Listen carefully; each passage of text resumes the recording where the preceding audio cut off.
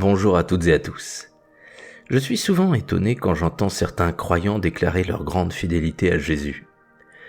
Et les voir se mettre tout à coup à oublier les principes du Christ et manifester leur haine dès que quelqu'un n'est pas d'accord avec eux. J'ai parfois l'impression que leur fidélité à Jésus fonctionne tant qu'ils n'ont pas d'effort à faire. Car ensuite, la parole de Jésus dérange, et alors on va trouver tout un tas d'excuses pour ne pas l'appliquer, voire pire. Alors que l'on trahit sa parole, on se présente comme son plus fidèle disciple. La phrase de Matthieu 25 nous rappelle ceci. Je vous le dis, en vérité, toutes les fois que vous avez fait ces choses à l'un de ces plus petits de mes frères, c'est à moi que vous les avez faites. Cette phrase est comme toujours avec Jésus d'une grande sagesse. Elle est souvent interprétée uniquement d'une certaine façon. On pense que le bien que l'on fait aux autres est fait au Christ. Bien sûr, c'est vrai. Mais il faut aussi penser à l'autre côté de la médaille. Chaque fois que vous faites du mal à quelqu'un par la pensée, par la parole, par les actes, c'est aussi au Christ que vous le faites. Et même lorsque vous vous insultez vous-même, ou que vous vous malmenez en disant des phrases comme « Oh, je suis un abruti, je suis nul, je ne vaux rien, oh, je suis lamentable », vous êtes aussi en train d'insulter Jésus. Souvenez-vous-en. Car bien souvent, je vois des personnes qui disent « Oh, mais je ne fais du mal qu'à moi-même, pas aux autres, donc ça n'a pas d'importance. » Eh bien, la phrase de Jésus nous rappelle l'inverse. Si vous êtes méchant et malveillant envers vous, alors ayez conscience de ce que vous faites. Il ne s'agit pas là de trouver une excuse pour devenir vaniteux en criant sur tous les toits que vous êtes admirable, mais traitez-vous avec respect et encouragez-vous à toujours progresser et avancer. Et là aussi, la prochaine fois que quelqu'un vous fera du mal, au lieu de tout de suite réclamer vengeance en pensant pendant des heures à comment vous allez faire payer cet horrible individu, demandez-vous si ce que vous allez lui faire subir sera réellement constructif. Et aimeriez-vous faire subir cela au Christ?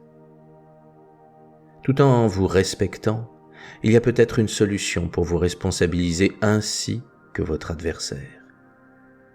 Développez de nouvelles qualités pour ne pas vous laisser faire, et votre grandeur permet à l'autre de réfléchir sur ses actes déplorables. Être un véritable disciple de Jésus, ce n'est pas uniquement faire quelques prières. Cela demande un engagement et de la détermination. Mais en agissant ainsi, quel chemin lumineux vous tracez alors! Que de grandes choses se réaliseront grâce à vous. Vous œuvrerez pour la volonté divine et vous serez toujours soutenu. Les épreuves ne vous seront pas épargnées, mais vous aurez développé des qualités pour en triompher. Et les anges, en vous voyant, seront émus de voir de tels disciples de Jésus, et ils vous aideront à faire des miracles. Maintenant, nous allons prier ensemble pour toute la souffrance de ce monde, pour toutes les intentions qui se trouvent sous cette vidéo, pour toutes les personnes qui sont malades et dans le tourment. Nos prières ont un rôle très important. Alors, avec tout notre cœur, prions pour que la volonté de Dieu se manifeste. Un monde harmonieux n'est pas une utopie, il est notre futur.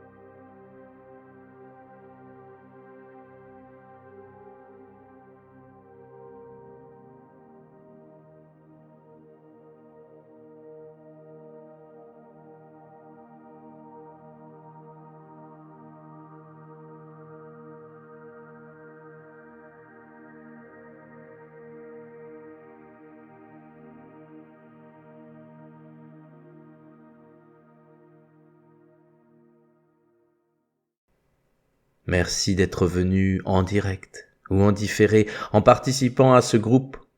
Vous construisez quelque chose de plus grand qui vous dépasse. Que Dieu vous bénisse tous.